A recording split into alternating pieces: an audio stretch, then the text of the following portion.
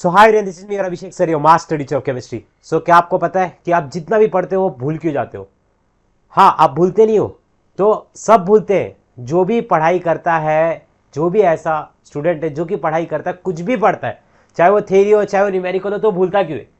सो आप भूलोगे क्यों नहीं? आपको भूलना जरूरी है, क्योंकि देखो ह्यूमन ब्रेन को ना इस तरीके से डिजाइन किया गया है कि आप जो कुछ भी याद करो आपको भूलना ही है। बचपन में बहुत सारी चीजें थी, आपने पढ़ी थी, अगर आप भूलोगे नहीं तो नई चीजों को आप याद नहीं कर सकते। इस बात को आप समझ लो। अब दिन में देखो आपके साथ बहुत सारी चीजें होती है, अब उसमें से बहुत सारी चीजें आपको याद भी नहीं होती। जैसे कि अगर आप ट्रेन में चल रहे हो तो आपको याद नहीं है कि आपने किस किस को देखा, बट वही कोई आपका एक फ्रेंड मिल गया जो कि एक नोन पर्सन है और उसी के साथ कोई और भी खड़ा है, तो फिर आपको देखना है कि अरे हाँ, मुझको इसको याद रखना है कि नहीं याद रखना, राइट? सो इंपॉर्टेंट ये है कि हमें भूलेंगे ही भूलेंगे, इस बात को आपको एक्सेप्ट करना है। अब मैं आपको एक चीज बताता हूं कि आपको कौन सी चीजें याद करनी है। अब आपको ही पता है कि हमारी एग्जाम्स आ रही है, तो हमारे लिए इंपॉर्टेंट क्या है कि ऐसी ऐसी चीजें जो कि मेरे लिए काम की है, जो कि मुझे एग्जाम में लिखना है और मुझे मार्क्स लेना है, राइट? सो अब सबसे पहली बात आती है कि रिवीजन तो कैसे करना है। देखो पहली बात तो ये उठ करके आती है कि रिवीजन करना क्यों है। रिवीजन इसके लिए करना है क्योंकि हम भूलेंगे। अब हम भूलेंगे, इस बात को हमने एक्सेप्ट कर लिया। अब रिवीजन कैसे करना है इस बात को हम समझते हैं,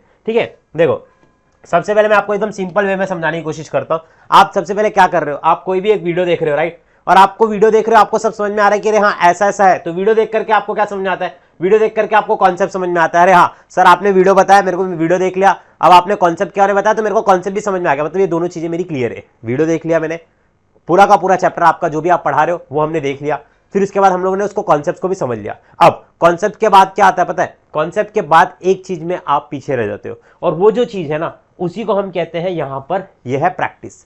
मतलब क्या मतलब? मेरे बोलने का मतलब यह है कि आप लिख करके प्रैक्टिस नहीं करते हो। अच्छा, मेरा एक क्वेश्चन है आपसे, अगर आपको एग्जाम देना है तो आप एग्जाम कैसे दोगे? लिख करके ही दोगे ना, राइट? अगर आप लिख करके एग्जाम नहीं दे रहे हो तो ये ओरल एग्जामिनेशन है क्या? नहीं, हमारी एग्जामिनेशन कौन सी है? हमारी एग्जामिनेशन इसी तरीके से जो कि है रिटर्न, राइट? कौन सी एग्जामिनेशन है? हमारी रिटर्न एग्जामिनेशन है। अब इस बात को अपने को समझना है कि अपने को लिख करके प्रैक्टिस करना है। तो क्या सर हम पूरा टाइम लिखते बैठे? देखिए, अगर आप ओरली लर्न कर रहे हैं किसी भी चीज को, अगर आप ओरली लर्न कर रहे हैं तो आप थोड़ा तो टाइम दे रहे हैं, राइट? जैसे अगर मैं किसी भी चीज को ओरल लर्न करने के लिए मैं लगाता हूं 5 मिनट, ठीक है? तो एक काम करता हूं, मैं उसी चीज को एक बार लिख करके देख लेता हूं। मेरे पास नोटबुक है, राइट? मेरे पास पेन है, मैं लिख करके एक बार देख लेता हूं, तो फिर उसको मैंने 5 + 5 और लगा दिया, राइट? तो मेरे पास कितने मिनट हो गए? 10 मिनट। बट होगा क्या पता है क्या?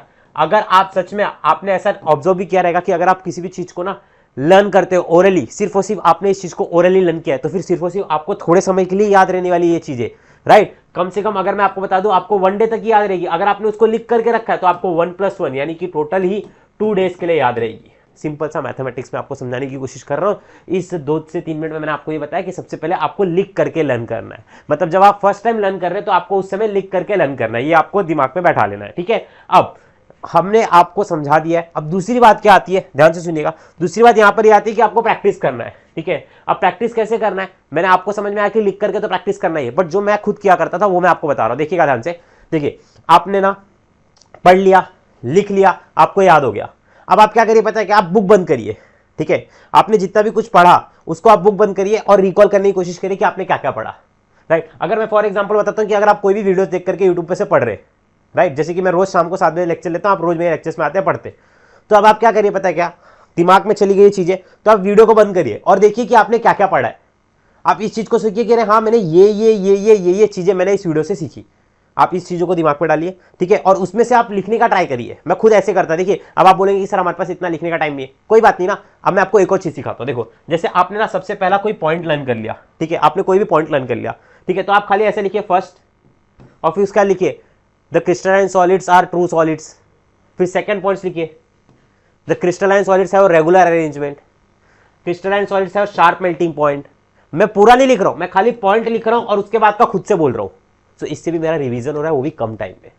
आपके पास एक पेपर ले लीजिए, आपके पास एक पेपर होगा, उस पेपर पे आप लिख लीजिए, पहले क्वेश्चन लिखिए, फिर उसके बाद पॉइंट्स लिखिए, फिर उसके बाद पॉइंट्स लिखते रहिए और बोलिए, पॉइंट्स लिखिए बोलिए, ये करिए।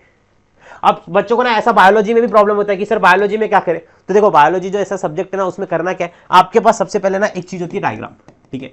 आप डायग्राम बनाइए, डायग्राम बनाने के बाद उसके बाद लेबलिंग करिए, ठीक है? लेबलिंग कर लिया, डायग्राम बना लिया, आधे 1 मार्क मिल गए। उसके बाद जितना भी लेबलिंग और डायग्राम बनाया उसी चीज को एक्सप्लेन कर दो, दैट्स इट, खत्म।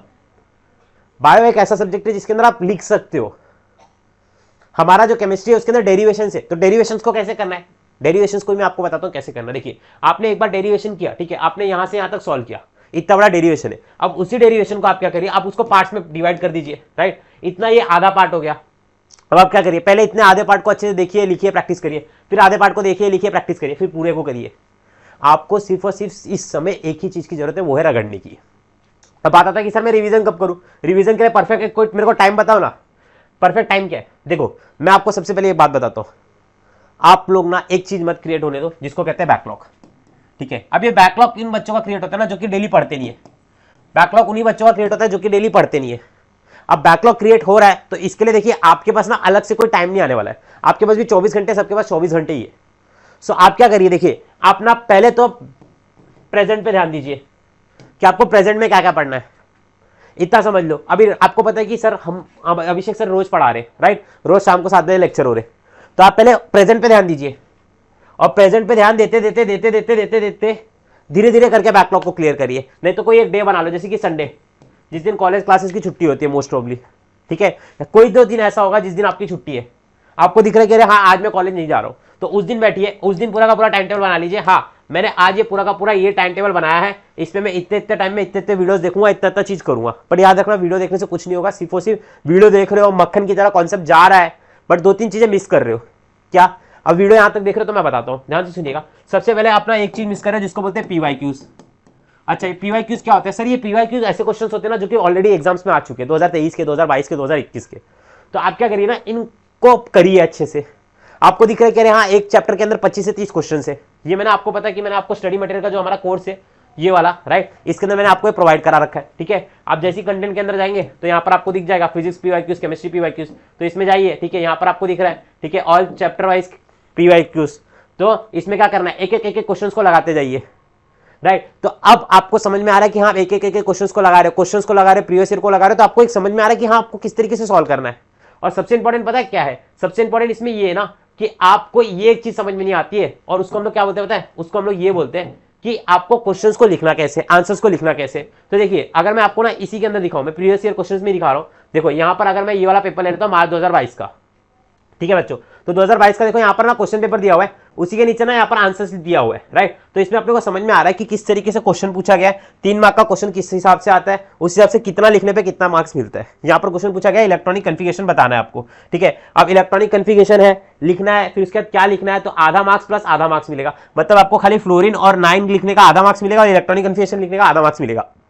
तो देखो एग्जामिनर के पास ना एक स्पेसिफाइड आंसर की रहता है, स्पेसिफिक कॉपी रहता है, उसी के बेसिस पे वो देख करके नंबर देता है। ये केमिस्ट्री का सब्जेक्ट है जिसके अंदर ना आपको जब वहां पर पॉइंट दिखेंगे ना तो ही आपको मार्क्स मिलेगा। आप ये मत सोच के जाना कि आपका हिस्ट्री, ज्योग्राफी या तो बायोलॉजी है या तो कोई भी ऐसा थ्योरी सब्जेक्ट है जिसके अंदर आप लिखोगे तो आपको मार्क्स मिलेगा। ये कॉन्सेप्चुअल नॉलेज के साथ साथ ना पॉइंट्स के ऊपर भी बातें करता है। इस बातों को आप समझो, ये रेलेवेंट पॉइंट से समझ में आ रहा है। इतनी चीजें मैं क्या बता रहा हूं, मैं आपको 3 से 4 चीजें यही बता रहा हूं कि सबसे पहले आपको रिवीजन की जरूरत पड़ेगी पड़ेगी, इस बात को आप एक्सेप्ट कर लो, नंबर 1, ठीक है। अब रिवीजन कैसे करना है ये मैंने आपको बताया कि आपको कौन कौन सी चीजें याद रखनी है, आप ये डिसाइड कर लो, ठीक है। पूरी की पूरी चीजें आपने समझ लिए, पढ़ लिए, बट उसमें से कौन कौन सी चीजें आपके काम की आप उसको निकाल लो। अगर आपको मैं बात करूं तो आपको कोई भी एक क्वेश्चन 2 या 3 मार्क का ही मिलने वाला है, तो 2 मार्क के लिए आपको ही पता है 4 से 5 पॉइंट सफिशिएंट है, तो आप उतने ही पॉइंट्स अच्छे से करिए, ज्यादा करने के चक्कर में मत जाइए, इस बात को आप समझ लो। अब इसके बाद मैं एक नेक्स्ट वीडियो बनाऊंगा जिसके अंदर मैं आपको बताऊंगा कि न्यूमेरिकल्स कैसे करना है, राइट। और अपने दोस्तों से वीडियो अगर अच्छी लग रही है तो फटाफट से शेयर कर देना। और इस वीडियो में मैं इतना ही आपसे कहूंगा कि प्रैक्टिस करो, प्रैक्टिस करो, प्रैक्टिस करो। एक दिन बनाओ जिस दिन में आपको बैठना है, पूरी की पूरी चीजों को करना है। सबसे इंपॉर्टेंट यही है कि एक्टिव रिकॉल मेथड करो, बंद करो बुक और खुद से याद करने की कोशिश करो कि आपने क्या पढ़ा है, आज के दिन में क्या पढ़ा है। एक दिन रात में सोने से पहले देखो कि क्या क्या आपने पढ़ा है, और अगले दिन जब उठो तो नया तब तक मत पढ़ो जब तक आप पुराना वाला रिवाइज नहीं कर लेते। So thank you so much for watching this video and this is me your Abhishek sir, your master teacher of chemistry. और अभी तक अगर आपने हमारा एएससी का एप्लीकेशन नहीं डाउनलोड किया है तो आप जाकर के प्ले स्टोर पे से डाउनलोड कर लीजिए। और वीडियो अच्छी लगती है तो वीडियो को अपने एक दोस्त से जरूर शेयर करना। और ये मेरा एक हेल्पलाइन नंबर है जिसके ऊपर आप अपने, अगर आपको ऐप में कुछ भी प्रॉब्लम्स आती है तो आप इस पर मैसेज कर देना। मेरी इंस्टाग्राम की आईडी है। अगर आप रिवीजन का मेथड आपको अच्छा लगा तो आप यहाँ पर भी मुझे टैग करके बता सकते हैं। Thank you so much for watching this video. Love you all. Radhe Radhe. जय महाराष्ट्र।